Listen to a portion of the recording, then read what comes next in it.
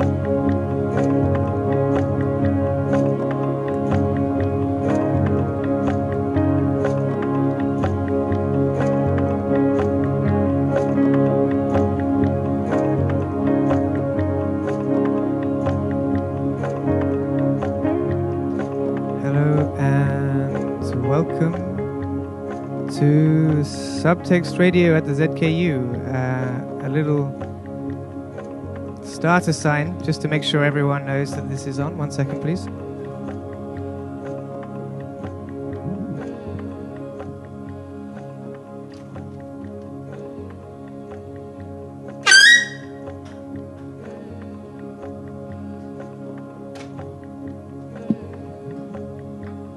And welcome back. So we are joined this evening by a good friend of mine and long-standing Berlin radio DJ, Markus from the d.i.y Church. Good evening, Markus. Hello. And we are in the sort of spaceship-like box in a kind of treehouse situation that's been erected in the ZKU in April this year. Subtext has it for 2 months. This is about day 10, so we have 6 weeks of program coming up for you guys. If you've been listening, we've actually been on the airwaves for about half an hour. If you've been listening, that is ZKU residents on the 108. We've been playing some Elgar, some good British classical music, some Stag Hair, a bit of Michael Banibila, and various other sort of healing sounds for your Sunday experience. One of the organ tracks on there was also from a church in New Orleans, which I visited with Anna about last month. So some very kind of relaxing Sunday, spiritualized vibes coming your way while the votes on the German election are counted.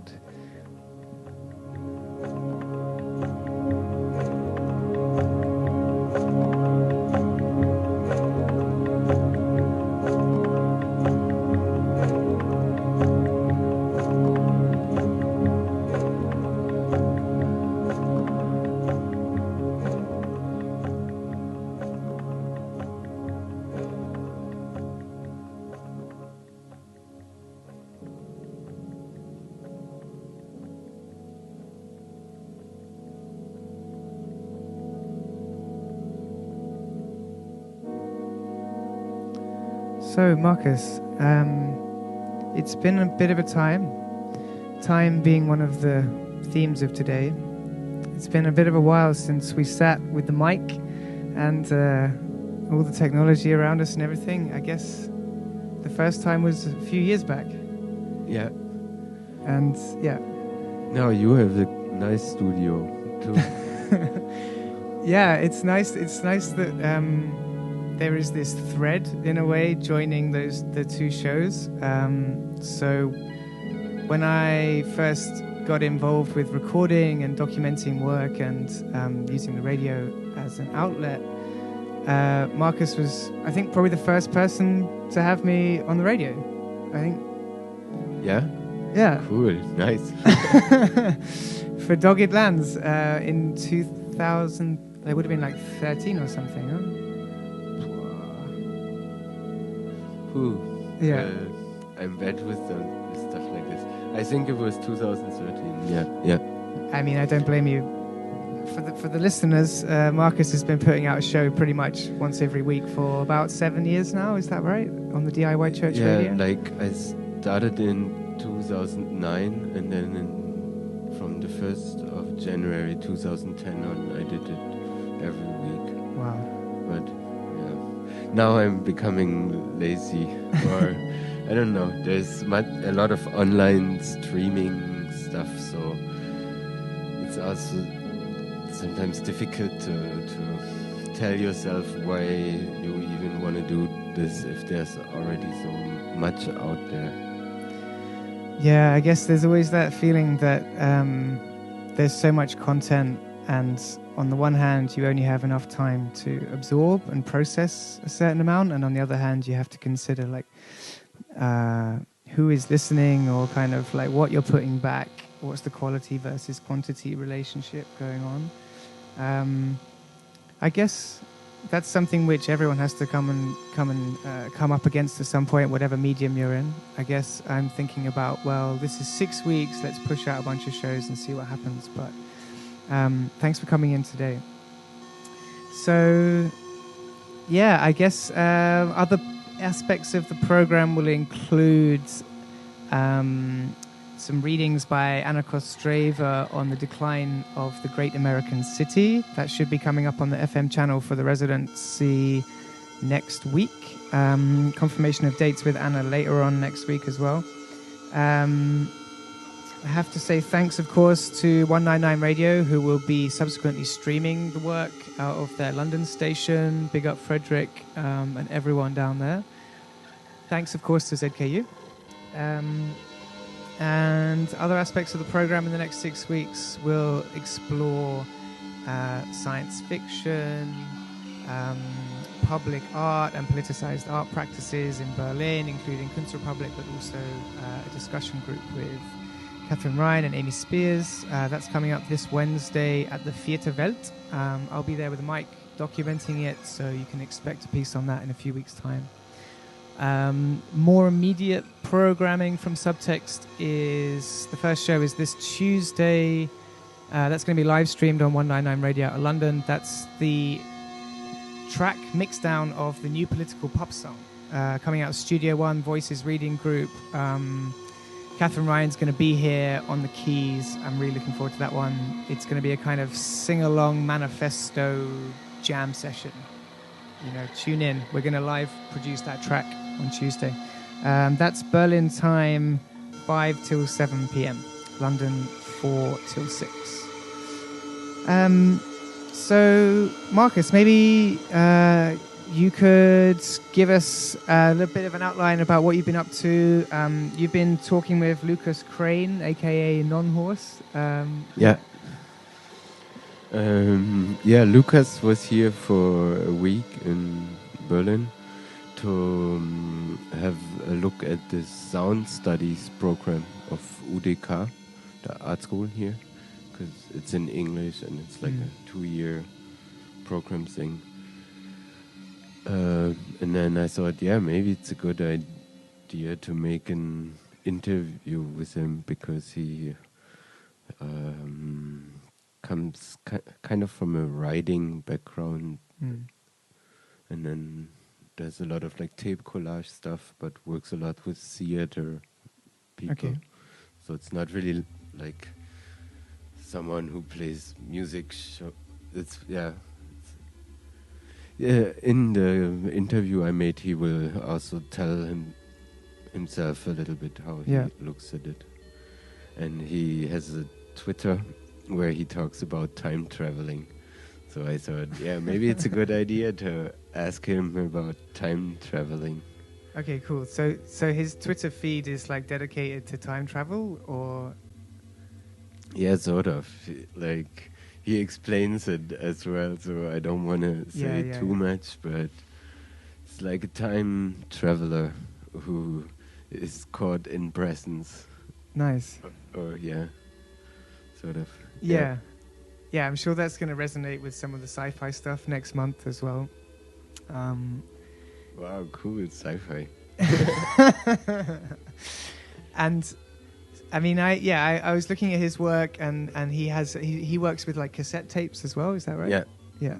Mainly, like, we became friends more or less because he works mainly with tapes and a DJ mixer, and then he prepares his tape players so he can pitch them really low or speed them up a lot.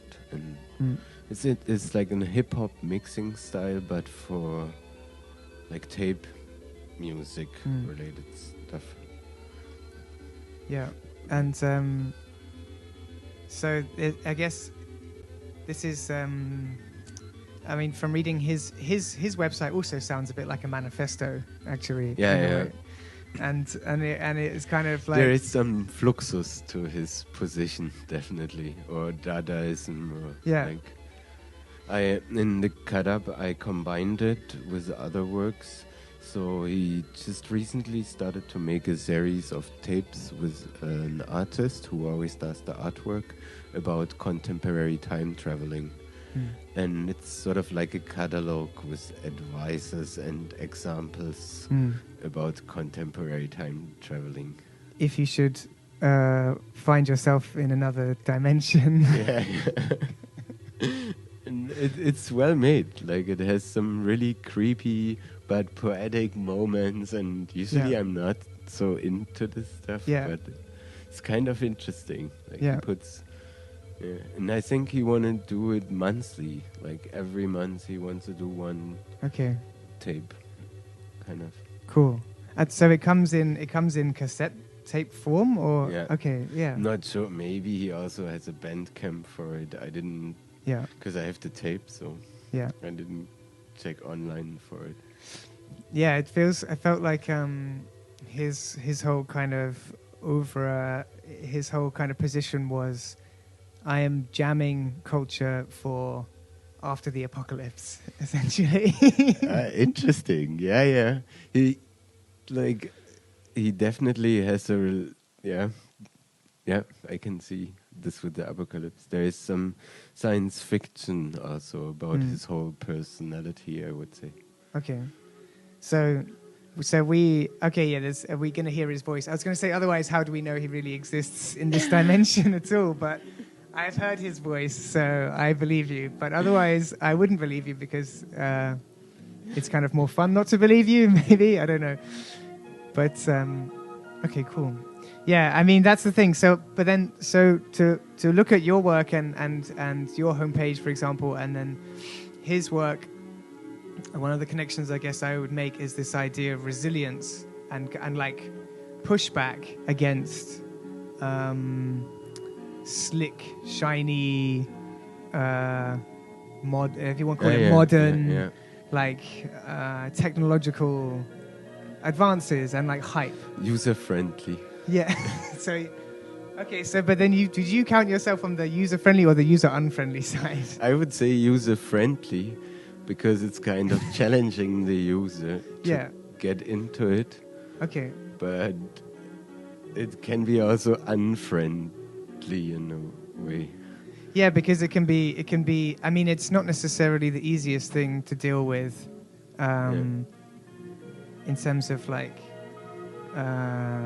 expectation, like what people expect and then what they find. But then I guess your argument would be, and I think I would agree with that, is like it's much more meaningful, and it's like it's actually taking the user seriously as like a brain, you know, like as a person that has the ability to adapt and to learn and to be like, okay, it's a little bit difficult, but that's not going to kill me, kind of thing. No, exactly. And it's also maybe like going on an adventure, or or you're in a house and then you can walk through the house and enter different rooms and exploring, maybe. Yeah, definitely. And there's sort of maybe there's this moment of there's like a pivotal moment where websites like mine they try to be as easy to use as possible. And then there are others which are more involved with like underground scenes anyhow, like underground music scenes, which go the opposite direction. And they're like DJ Sprinkle's my new favorite DJ. You know, he always says like, well, actually, if you give a fuck, then you'll find the music. You know? Like, and if you don't, not a problem for me, you know, for her. So, anyway, okay, cool. Well, I'm going to hand over to your first clips, I guess, and then we can jump in whenever. Yeah, I made it in 2 blocks, so I would say, if you think, oh wow, here, let's talk about this, or like we can always stop and then talk about it and then continue. Great. And for the residents of ZKU, if you're listening, there's a radio in the kitchen, which is kind of pointless to say that unless you're in the kitchen listening to the radio anyway. But just in case you're not and you're in someone else's room, which is completely fine with me, but then you want to do and listen it on your own, then in the kitchen there's now also you have your own radio. And if there's any problems or you want to like get involved or make comments, then just come over to the Ständige Vertretung, knock on the door. You're very welcome to join and we can have a little chat. Okay, thank you. Okay, I start. Did you ever do an only online release?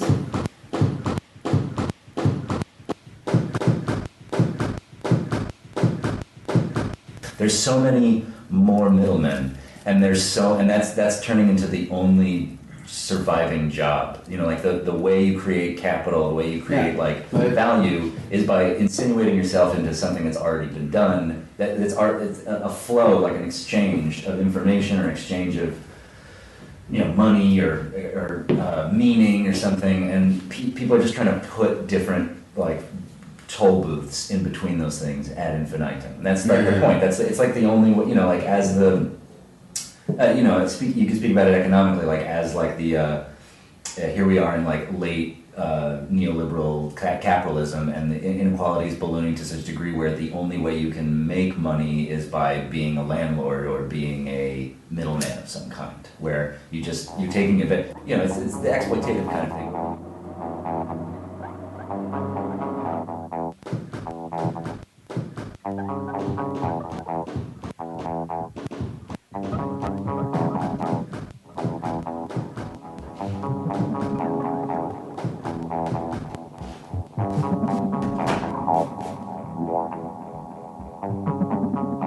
Okay, I gotta tell you, I'm super right now. The word I'm really I've been thinking about every day is viscosity.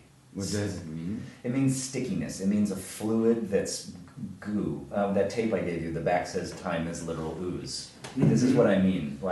It's a stickiness that is the thing that I'm most obsessed with now, and it makes me think of sound and time itself. So the notion of sound being sticky, it's there's this kind of notion of what level of fidelity of the sound sound has a certain quality. Anytime you listen to it, your sound is bracketing or graphing or exemplifying a certain amount of time. I'm in the present, moving through this present feeling that I'm having, but I'm listening to a certain amount of time from the past that I recorded, right? The ostensible purpose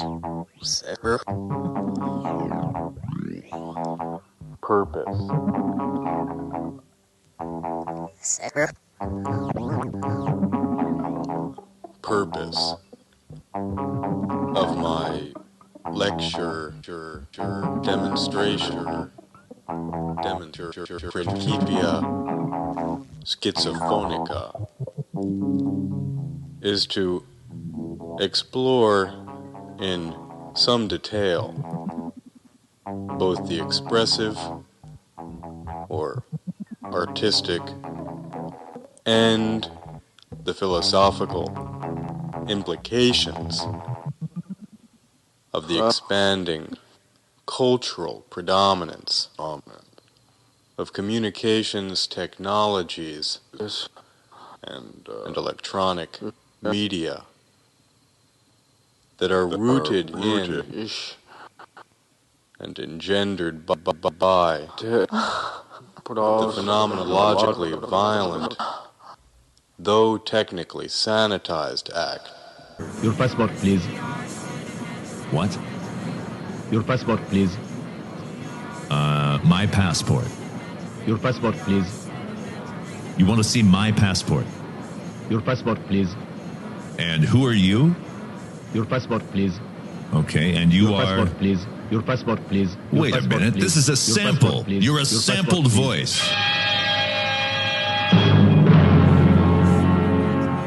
Your passport, I please. don't go over this, or I don't allow you to come more into my space.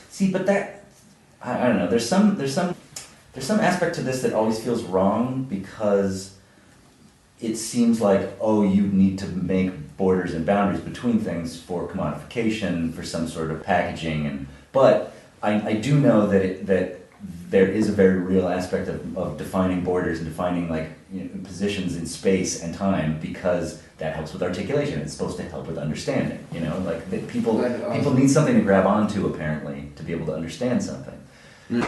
I was sitting in a bus, and suddenly a man came into the bus, and he was stinking a lot of perfume. Yeah. And this was very normal situation. It was in the mid of 80s, and he was thinking of perfume. I don't like perfumes actually, But usually if people stink of perfume, then they are female. But this was a man, yeah? And suddenly I got clear in my mind that things have changed, that all things have become Waren. I have to look in the dictionary, I have to make a break to look in the dictionary and look what's a Ware. Yeah, what I wanted to say is that I suddenly recognized that all things have become products.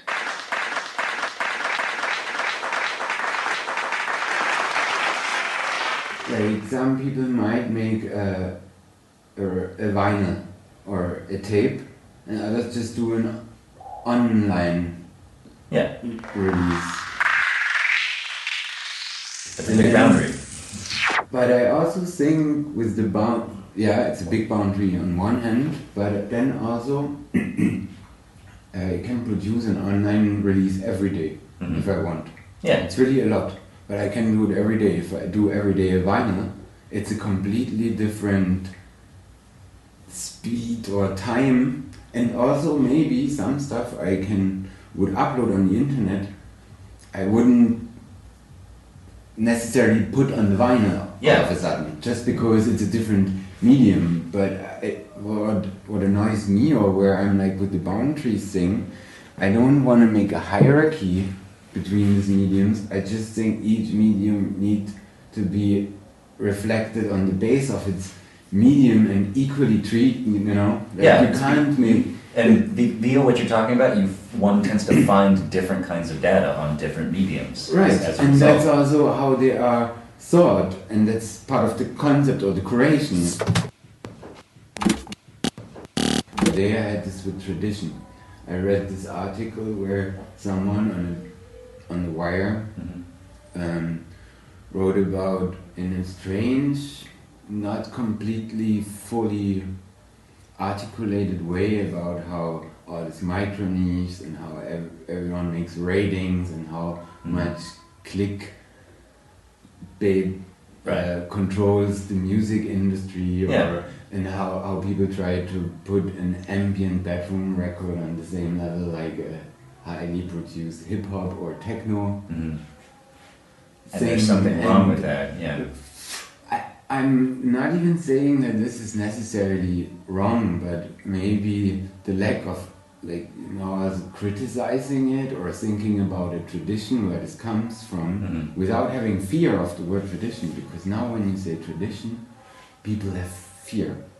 It's like you're Nazi. You're thinking about, we have the cloud now, this is a crazy creative explosion into something we can't even control. Come on, feel the noise. Dum dum dum dum da da da da da. Come on, feel the noise.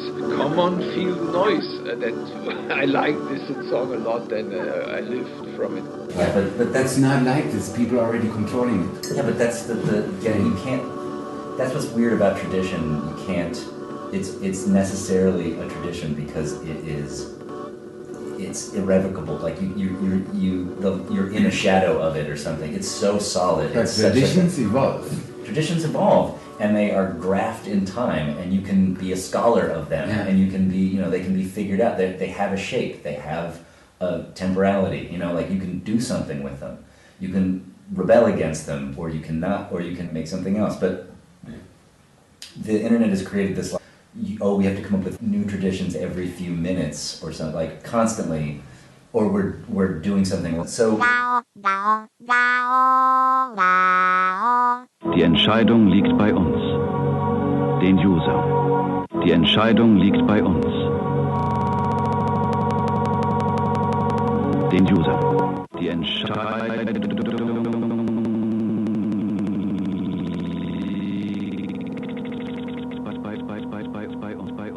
Lately, I just text myself advice about what to eat.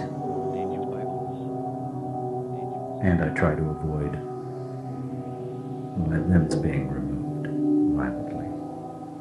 I'll text myself from the future. if I've lost an arm.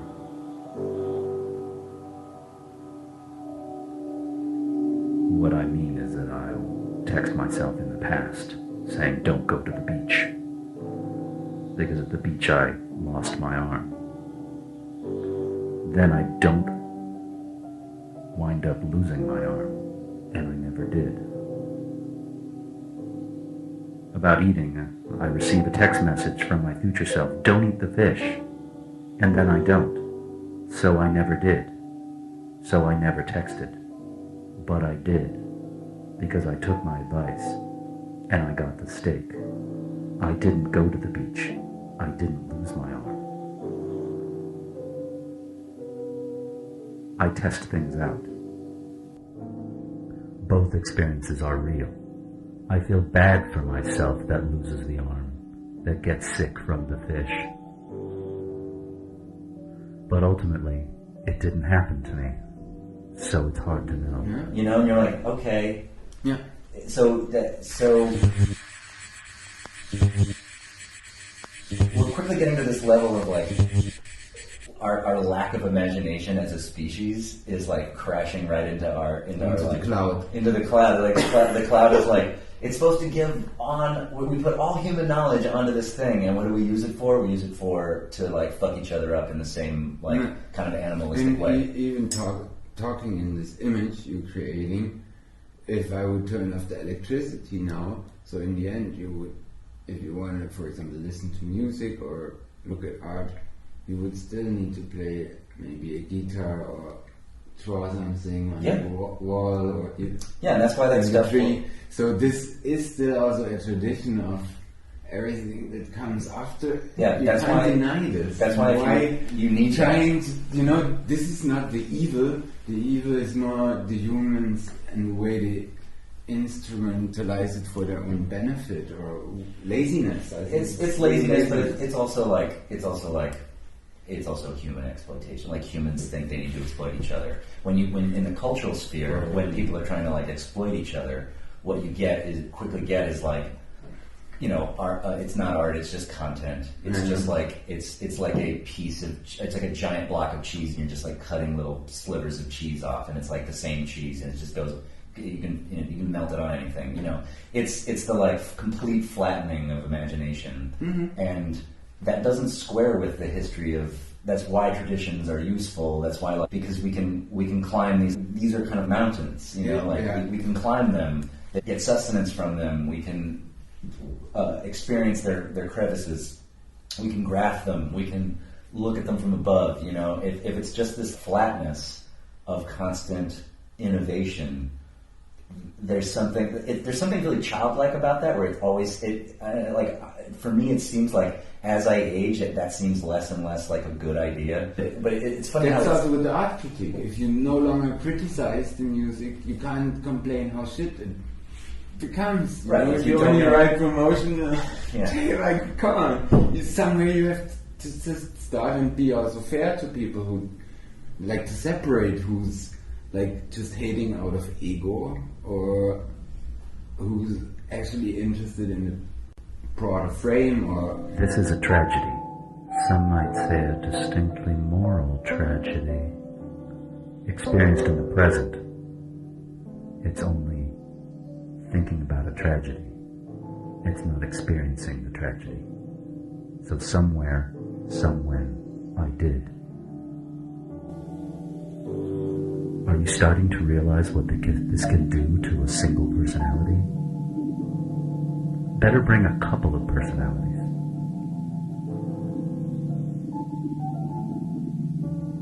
Just to be safe. Also, the butterfly effect, you might have heard of it, is bullshit. Everything affects everything else all the time, of course. So all the fluttering wings tend to cancel each other out. I'm sorry. I'm not sorry. Think deep thoughts on the amount of energy you spend on anxiety. The butterfly effect is just anxiety plus time travel expressed in the present. You're gonna need a healthy dose of fuck it to survive your own plans once you get in the time machine.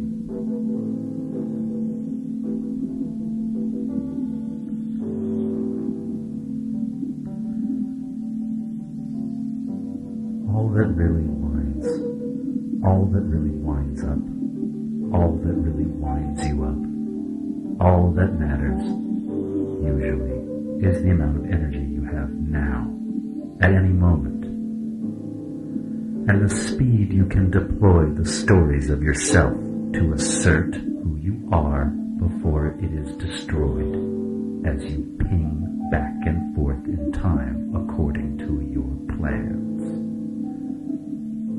If you'd like to mitigate these horrors, maybe not have plans so much.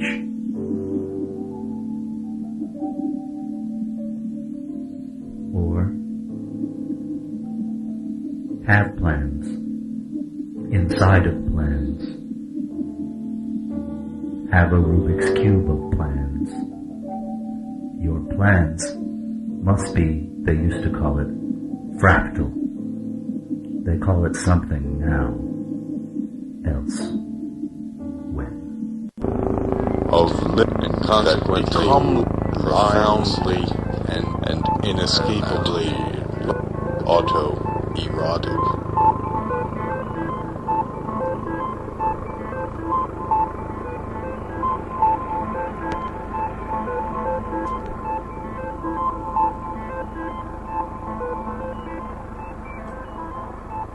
Say it to you in this way and you are...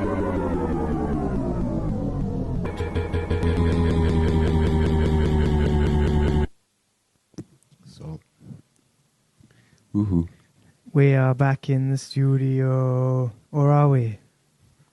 Yeah. Yeah, thank you, Markus, man.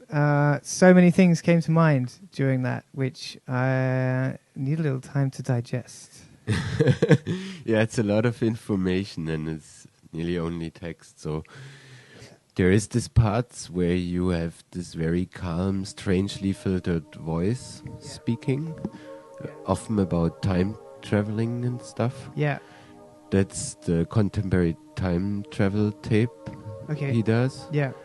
And then there is also a lot of Gregory Whitehead. Oh, that's who that is. Yeah. It's from a 7-inch he released in, I think, 91 or 90. And it's called Weißkopf. Yeah. And yeah. It's like, yeah. Yeah, I thought they sounded like lots of different registers going on there. And yeah, Gregory Whitehead obviously has got some pretty amazing stuff. It's about schizophrenia. That's how he calls it. Yeah. I thought that fits with the time traveling mood. Yeah, because there's a whole loop and playback going on within Lucas's conception. So he's, am I right? Like he's making these tapes which are delivered or disseminated to himself in the past or future, depending on when they're received, I guess. And then, so part of, like, so cause there were a number of things as well which occurred to me while I was listening, and they were, yeah, like tied up, I guess, with sort of ZKU past, and some of them are kind of silly, and some of them kind of to do with. So first of all, like just to kind of, as it were, bear witness or whatever, it's been really nice sitting in here for the last couple of hours. So basically the sun has gone down. We're looking out onto this enormous sort of Hafen, so West Hafen. Yeah. And it's for once very tranquil and sort of not very busy out there. Maybe they will get going again, moving these enormous storage containers later on this evening. But for now, it's very peaceful, except for all the trains going past, which is always kind of special. But it's particularly special when you get this kind of transition. So you go from like dusk, from sort of evening into nighttime, and the little illuminated red on-air signs go from being very pale in the window to being like bright red. And inevitably, having kind of stared out at these train tracks and this whole kind of process on and off for kind of 5 years now, and then also like sort of going to other parts in the world where they inherit the kind of second-hand trains from Germany. So if you go to like Eastern European countries, you often find that like it's German instruction manuals and stuff, like German signage, and then they're old like Deutsche Bahns, like Deutsche Bahn trains. And then so because we're looking at the Ring Line, which is sort of, you know, the one that goes all the way around Berlin, like the S45 or like the S42. For me, there's this thing where like they go round and round and round, and then they take off to somewhere else in the world. You know, like, so we're watching a clock. We're kind of in a way, like we're on part of a clock. And the S-Bahn is sort of going round and round and round and round, and then one day it will be gone, you know? Maybe, like, fly away? Yeah, like effectively.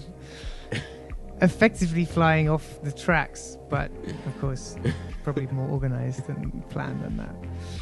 And then the other thing I was thinking about was the Heizraum series. So like massive shout out to like Adrian Schindler and to Tanya and everyone that was involved in that 5 years ago at the beginning in 2012. In the basement. Yeah, in the basement. And I don't know if you have any particular strong memories from that. I have a couple I wanted to share, but I have a few too, yeah.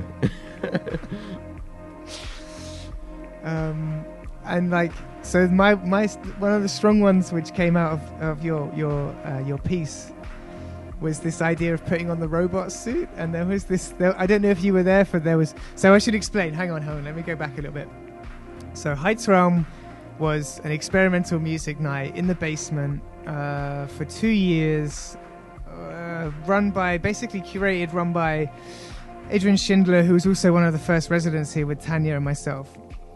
And it was really quite special what he put together, and he would just, you know, network really. He was really into the kind of experimental music scene, and he would bring loads of people together. And sometimes we had like DJs, like more traditional DJs playing at the end, and we would dance through the night, and it was kind of pretty special. And it was before the ZKU was really very well known, and so it was like a cold building, and it just sort of, it felt really, and it was actually, like kind of special, and it was the sort of foreshadow of lots of things that were to come. But from your piece tonight, Markus, like I was thinking about this guy, I think his name was like Krang the robot, or like Krach der Roboter. Yeah. Krach der Roboter, yeah. Yeah, I remember. Yeah. Yeah. So like, because Lucas was talking about this idea of putting on the robot suit. And Yeah, sure. And Krach also, I think, makes mainly music only with feedback loops. Okay.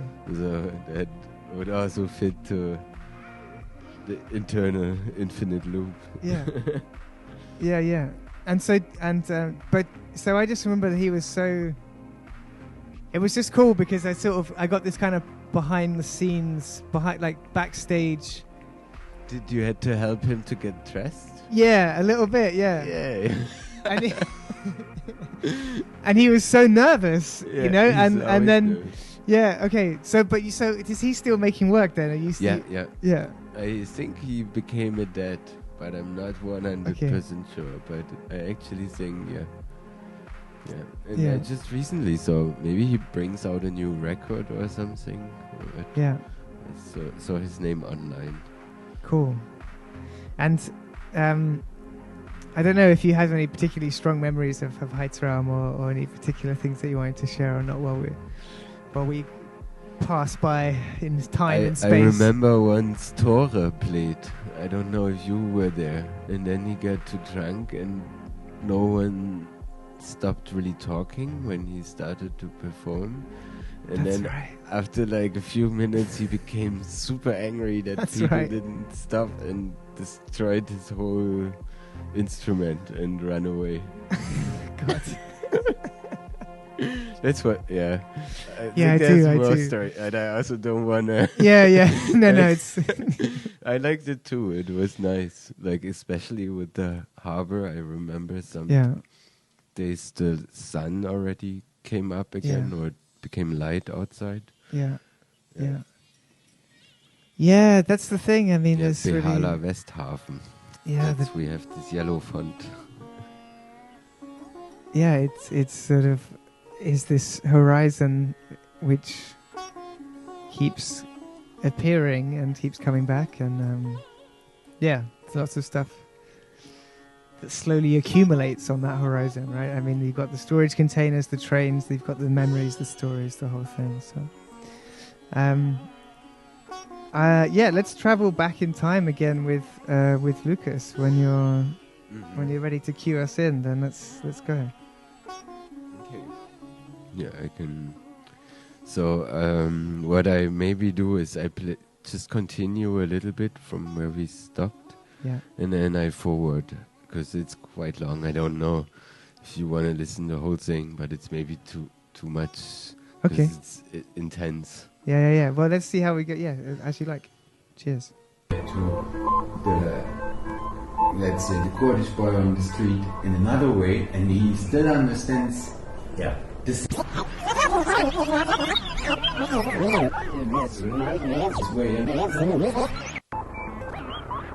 Kinds of things in it. So it becomes an issue of speed and energy. Keep your energy up, or deplete it to the point where you don't exist, as you need. Because as you fuck the timelines up, inevitably, irrevocably, permanently, you'll need to out-talk the rewriting timelines.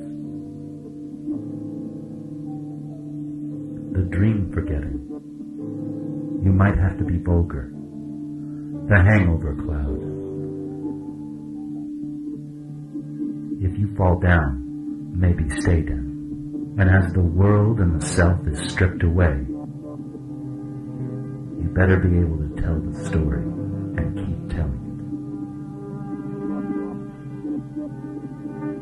it. Why did you do it? So you could do what? So you could justify your own time travel? So you could tell yourself you were doing it for a good reason? I'll bet you did have a good reason. I'll bet it was okay, high and noble, or self-indulgent, or for research, or for prurient pursuits.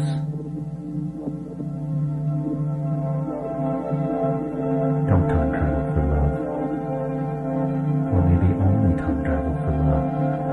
It matters little. You're the only one who's going to be able to remember it. You better be able to tell the story and keep telling it. It's the only proof you'll ever have that you really have a time machine. That you really changed everything. You're the only one who will ever remember. When I peer into my magic black mirror. So it's like it didn't happen. But it did happen. You know it happened. You did it. It took 1,000 years. So cultivate a sense of humor. Gallows humor and time travel go together very well. That's still a kind of humor. Honestly, I'm not trying to be depressing. It's like, there, it's infinitely worse than you can possibly imagine. So, don't bother feeling bad about it. You're the one who got in the machine. You're the only one who will ever remember, so it's like it didn't happen. But it did happen. You'll know. But that's it, at the end of time. It's tragic, and it's happening all the time. The world is, and has always had humans with time machines, fucking things up, all across all of time. And flip. Invention is that you can find at home anything that you've lost simply by calling out its name, and the computer program assigns a tone signal to every object that you have, and when you call out the name of the object, it gives you the particular tone of that object. So like when I lost my purse, I just call out purse, Or how do I have to imagine this? Yeah, that's right. So say for example, you've lost your hat. You call out the name hat, or if you've got more than one hat, perhaps you've got a brown hat and a blue hat, and you want to find the brown hat, so you call out brown hat, obviously, and that has a different signal to the blue hat. It's a computer-based system, right? Yes. What kind of computer is it? I'm not allowed to tell you that. Okay. But how does the computer create a sound and attach it to an object? This is also very simple. It's every color, dimension, weight, texture has a particular sound, and the computer scans every object that you have and assigns the tone to the particular description of the object. Well, enough of the theory.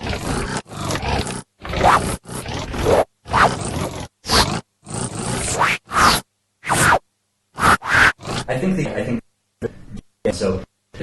Out of the like crushing present that like we can't imagine ourselves out.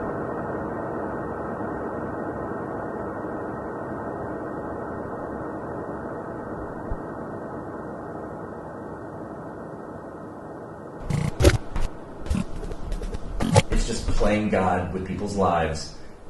There's no morally defendable way to like even deal with it. So how does it usually get defended? By like doing kooky stuff, or like as the villain or hero in like a story or something like that. When you talk to a time traveler, the only thing they can ever do is tell you a story. Sooner or later, that story's got to end because you have to go to sleep or you have to go do something else. Like the break in time. Like, I can tell you the story forever, and we could just keep talking. We could talk for 7 hours, but it would necessarily have to end. Anything that happens in time, there's always this intense comfort to me where I'm like, no matter how horrible this is, it will end soon. It'll end soon. You know? That would be the great thing if the horrible thing could end. You know, like, it needs to. Time moves on.